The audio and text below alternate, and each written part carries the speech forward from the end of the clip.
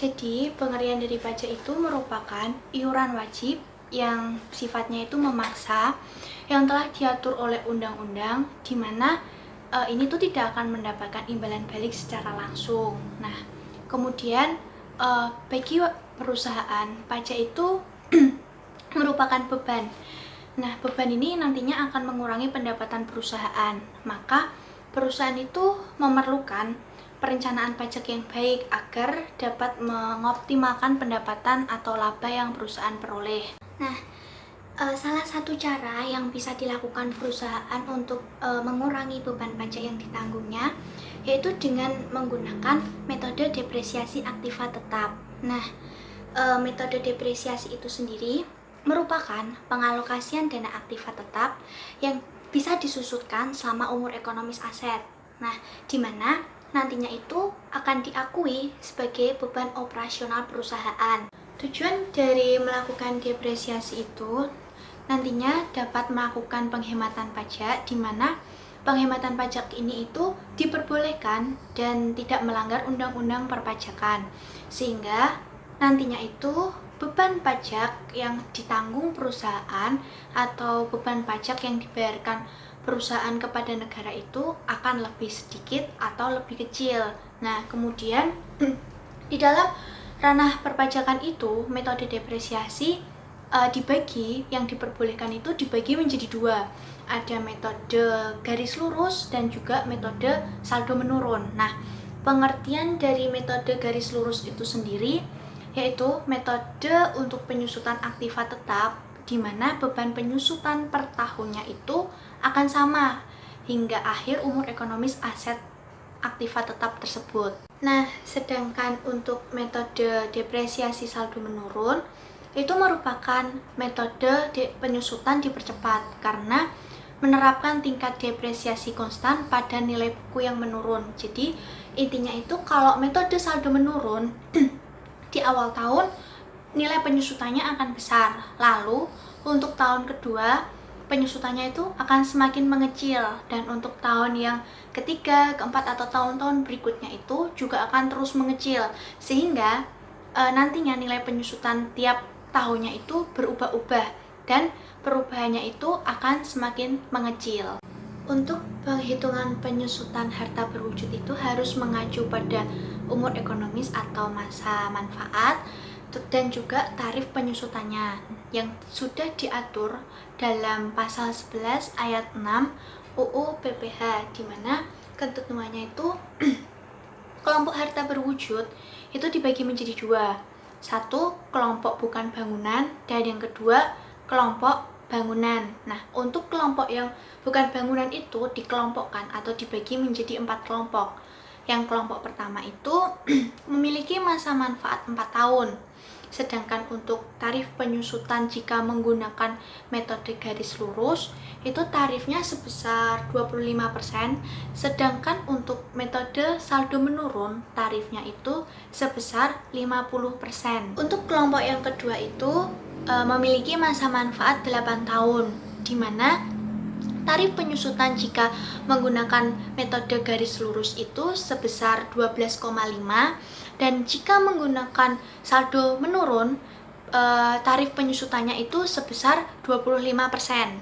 Sedangkan untuk kelompok ketiga memiliki masa manfaat 16 tahun dan tarif penyusutan untuk garis lurus itu sebesar 6,25%, sedangkan untuk tarif penyusutan metode saldo menurun sebesar 12,5%. Dan untuk kelompok yang terakhir, kelompok 4, memiliki masa manfaatnya 20 tahun dengan tarif penyusutan untuk metode garis lurus itu sebesar 5%, sedangkan tarif penyusutan untuk metode saldo menurun sebesar 10%. Jadi dapat diketahui bahwa tarif untuk saldo menurun itu 2 kali dari tarif penyusutan garis lurus. Nah, selanjutnya tarif-tarif yang sudah disebutkan di atas itu tidak berlaku untuk kelompok bangunan. Nah, di mana kelompok bangunan ini khususnya untuk bangunan permanen hanya boleh dihitung jika menggunakan metode garis lurus, di mana tarifnya itu sebesar 5% untuk masa manfaat selama 20 tahun.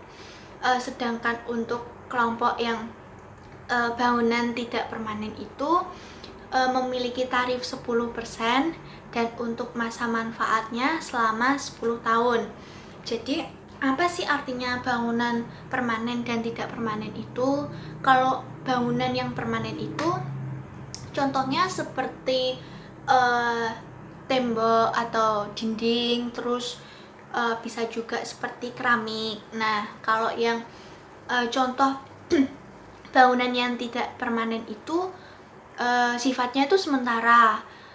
Dia itu bisa dipindah-pindah atau juga bisa dilepas atau dipasang kembali. Contohnya seperti pagar besi. Terus di sini kelompok kami itu mengambil sebuah ilustrasi untuk harta berwujud yang termasuk ke dalam kelompok 2. Kelompok 2 itu contohnya industri makanan minuman untuk mesin yang menghasilkan atau memproses bahan-bahan makanan atau makanan segala jenis. Nah, sekarang kita masuk ke dalam pembahasan. Di sini ada sebuah ilustrasi atau contoh soal mengenai sebuah perusahaan di mana nama perusahaan ini merupakan PT Sentosa. Perusahaan ini termasuk perusahaan manufaktur yang bergerak di industri makanan instan. Nah, pada tahun 2012 PT Sentosa ini membeli mesin untuk memproduksi makanan instannya. Mesin tersebut dibeli dengan harga 2 miliar. Mesin itu termasuk dalam kategori kelompok kedua dengan masa manfaatnya 8 tahun dan tidak memiliki nilai residu. Selain itu diketahui bahwa tingkat diskontonya itu sebesar 10%. Nah, diminta kita untuk menghitung beban penyusutan PT Sentosa dengan menggunakan metode garis lurus dan metode saldo menurun, kemudian jika dikaitkan dengan present value. Selanjutnya, untuk yang pertama itu kita melakukan perhitungan beban penyusutan dengan menggunakan metode yang garis lurus dan metode yang saldo menurun. Nah, sudah disebutkan tadi bahwa ilustrasi untuk soal ini menggunakan dua metode, yaitu metode garis lurus dan metode saldo menurun. Juga dapat kita ketahui bahwa jika masuk kelompok 2 maka memiliki masa manfaatnya selama 8 tahun. Nah, untuk tarif dari garis lurus itu sendiri sebesar 12,5%, sedangkan untuk tarif saldo menurun itu sebesar 25%. Nah, di sini dapat kita ketahui bahwa nilai buku aset tersebut, mesin tersebut itu kan 2 miliar. Nah, kemudian kita hitung dulu penyusutan di tahun yang pertama menggunakan rumus harga perolehan dikurangin dengan nilai residu dibagi dengan umur ekonomis. Dapat kita lihat bahwa harga perolehannya itu sebesar 2 miliar. Kemudian di soal diketahui bahwa tidak memiliki nilai residu, berarti boleh kita tulis 0 untuk nilai residunya. Kemudian dibagi dengan umur ekonomis. Umur ekonomisnya kan 8 tahun, berarti dapat kita peroleh hasil penyusutan di tahun pertama untuk garis lurus itu sebesar 250 juta. Nah, atau bisa juga menggunakan perhitungan dengan cara tarifnya, yaitu sebesar 12,5% dikali dengan 2 miliar. Jadi ketemu juga 250 juta. Nah, karena ini menggunakan metode garis lurus, maka dari tahun pertama hingga tahun terakhir, hingga masa aset tersebut, nilai penyusutannya itu akan sama, yaitu sebesar 250 juta. Kemudian untuk nilai buku di tahun pertama itu kita dapat menguranginya, jadi 2 miliar dikurangin dengan penyusutan yang udah kita hitung tadi, yaitu sebesar 250 juta. Jadi dapat kita ketahui bahwa nilai buku di tahun pertama itu sebesar 1 miliar 750 juta. Nah, begitupun seterusnya hingga akhir tahun di tahun yang ke-8. Sedangkan untuk metode yang saldo menurun itu kita dapat menghitung penyusutannya itu menggunakan rumus harga perolehan dibagi dengan umur ekonomis, kemudian kita kalikan 2, dimana dapat diketahui bahwa nilai buku untuk aset tersebut kan 2 miliar. Nah, harga perolehannya berarti kan 2 miliar dibagi dengan umur ekonomisnya yaitu 8 tahun, kemudian kita kalikan 2 sehingga dapat kita peroleh nilai penyusutan menggunakan saldo menurun itu sebesar 500 juta. Atau juga bisa kita gunakan dengan cara tarifnya, tarif saldo menurun kan tadi 25%. 25% kemudian kita kalikan dengan 2 miliar.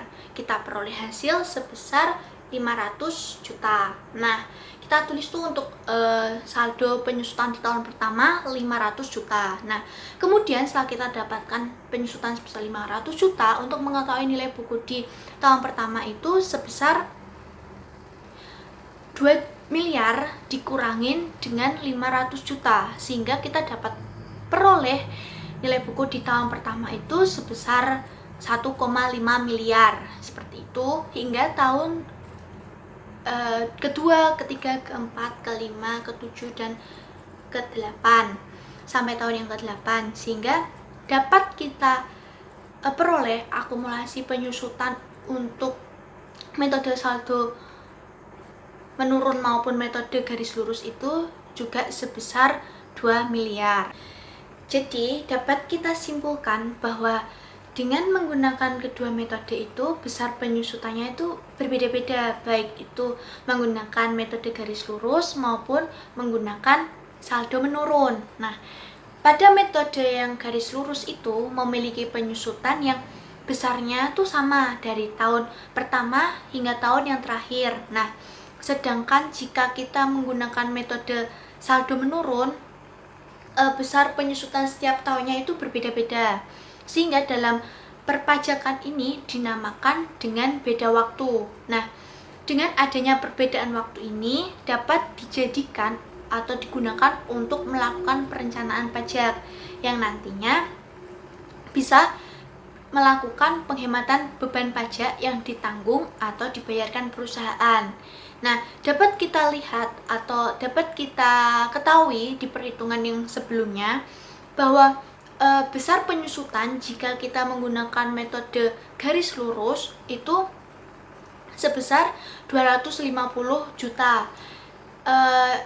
Besarnya penyusutan ini akan selalu sama dari tahun pertama, tahun kedua, tahun ketiga hingga tahun-tahun berikutnya. Nah, sedangkan jika kita menggunakan metode saldo menurun, besarnya penyusutan setiap tahunnya itu akan berbeda-beda. Dari tahun pertama dapat kita lihat yaitu sebesar 500 juta, kemudian akan mengecil pada tahun-tahun berikutnya.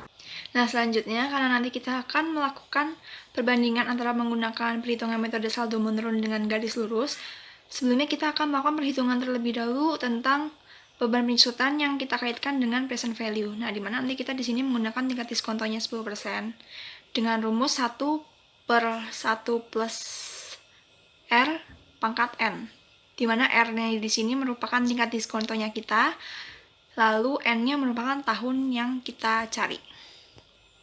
Nah, di sini kita menggunakan umur aset 8 tahun, karena dengan asumsi kita menggunakan aset kelompok 2, di mana aset kelompok 2 ini memiliki umur ekonomisnya 8 tahun.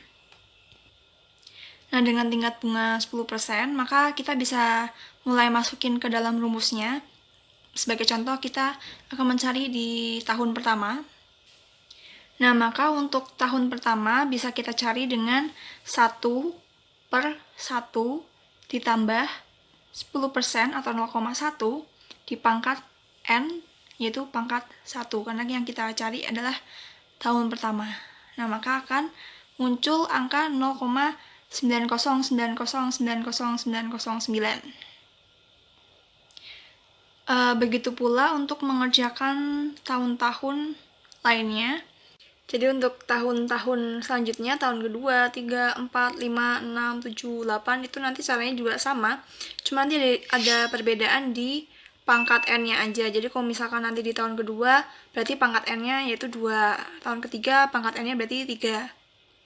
Dan nanti akan menghasilkan hasil seperti ini. Pada tabel yang pertama ini terdapat perhitungan menentukan beban pajak yang harus dibayarkan perusahaan menggunakan metode garis lurus.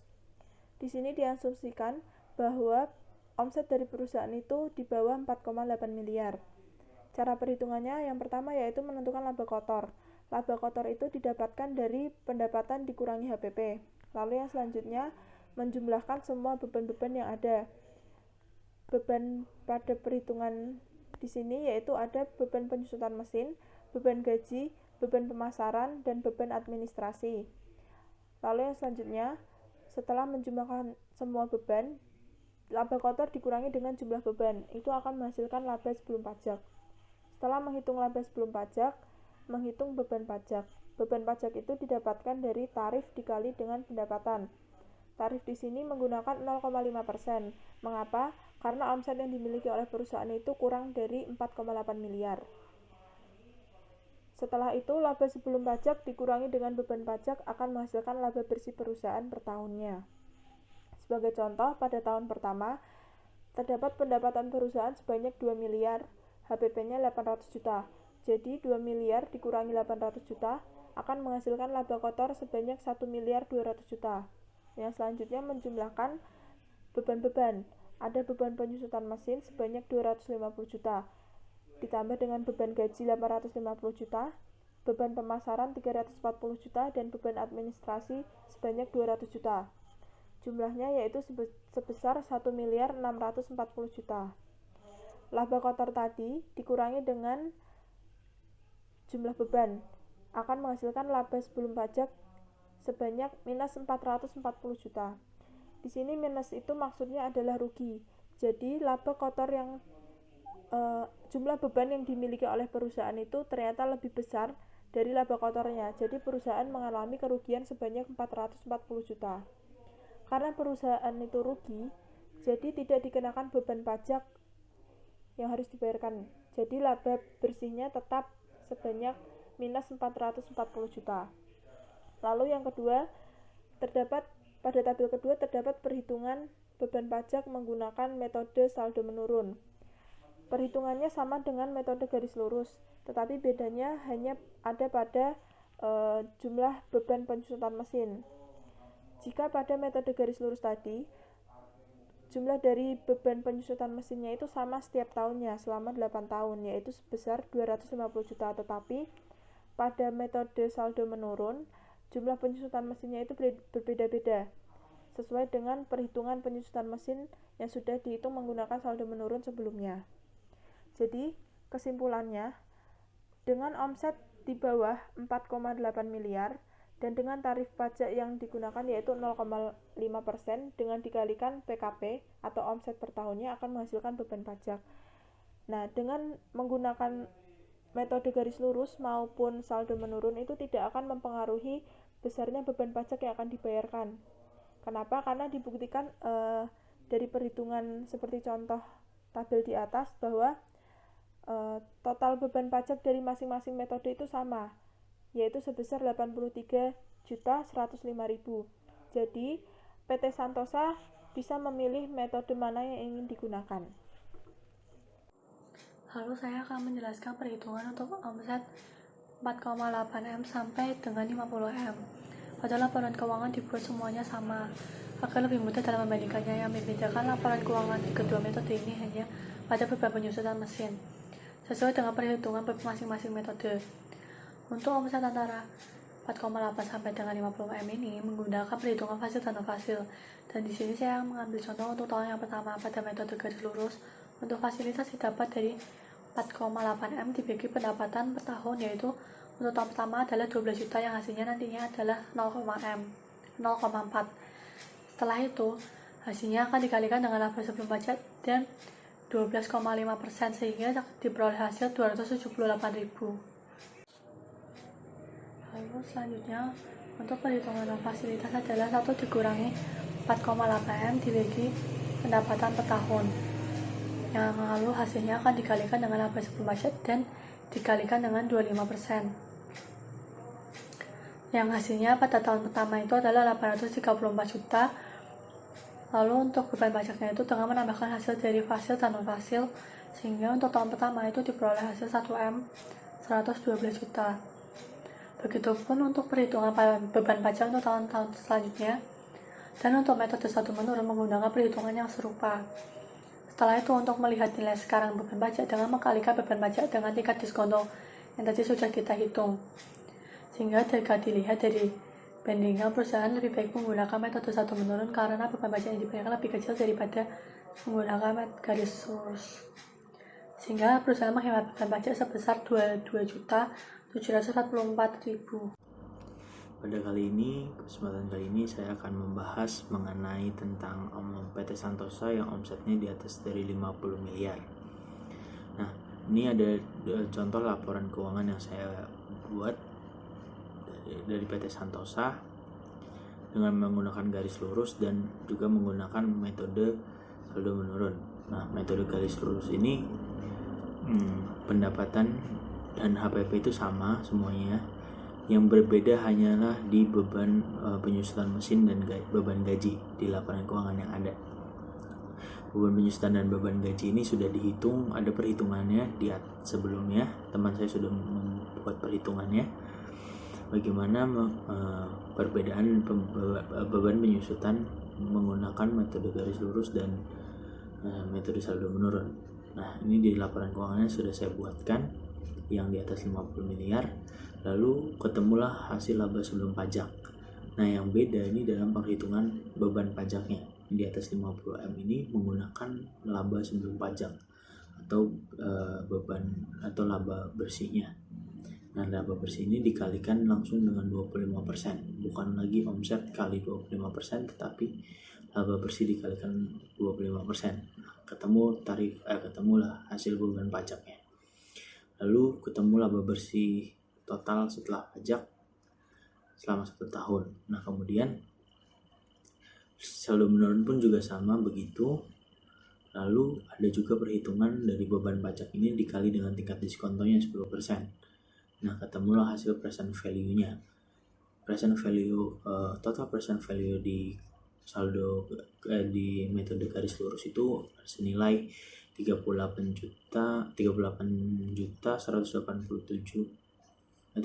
miliar 187.171.000. Nah, sedangkan di metode garis lurus ketemu 38 miliar 156.788.859. Nah, dengan contoh tabel yang tadi yang sudah saya jelaskan, perhitungan beban pajak untuk perusahaan dengan omset di atas 50 miliar.